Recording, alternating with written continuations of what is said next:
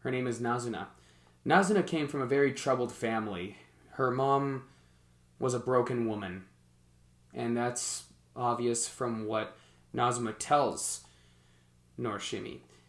And after kind of daring him for a pool race, a lane race, they're swimming in the lanes and then they get to the end. And that day there's a fireworks display that very evening. And she asks him, "You want to watch the fireworks with me?" She likes him. Well, he's kind of reluctant and he kind of goes, "I'm going to bail out." But then he soon realizes, what am I doing? She has a sphere in her purse. Think of the sphere as Hermione Granger's time turner.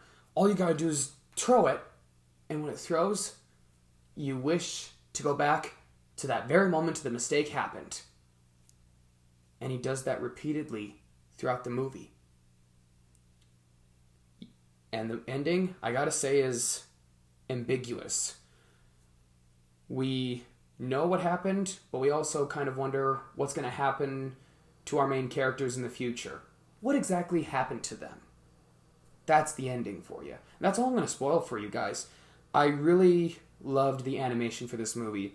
I know there's Disney animated films, then there's Studio Ghibli animated movies, Japanese anime. I actually prefer, sorry Disney fans out there, I actually prefer Japanese animation over Disney animation. But why? Is it because is it more beautiful? Is it much better? Is it because they express faces better? Is it because of the way action scenes are animated? Well, Japanese animation is kind of like watching it at a science center. When I was growing up, I spent a lot of time going to a science center, and they had this giant circular dome theater. And that dome theater, it's kind of like lying back here in a chair like this, and you kind of turn your head around, and you kind of... Basically, those science center movies, they grasp you, they hold you until the movie's over, and then they let you go. That's what Japanese animation does for me, personally. I love Disney animation, but I actually prefer Japanese animation or Japanese anime over Disney animated films. Sorry, Disney fans out there. It's just that I feel that the Japanese animation has a better grip on the viewer. There you go. The animation in this one, it was like a 60s Woodstock psychedelic adventure. It was like Jim Morrison, Jimi Hendrix, Janis Joplin. It was like that psychedelic music for that time, the late 60s, early 70s. It was, there's shapes, sizes, diamonds, colors. It almost felt like that era. And to be honest, I had a hard time sitting down.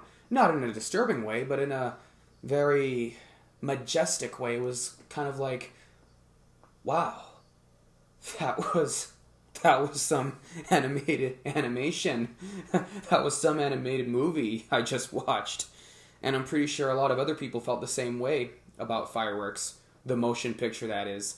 I mean, yes, there's fireworks in real life, but I'm talking about a movie called Fireworks.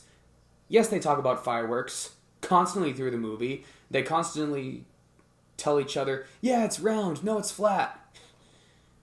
That's a running gag in that whole movie. But the main story is the romantic theme.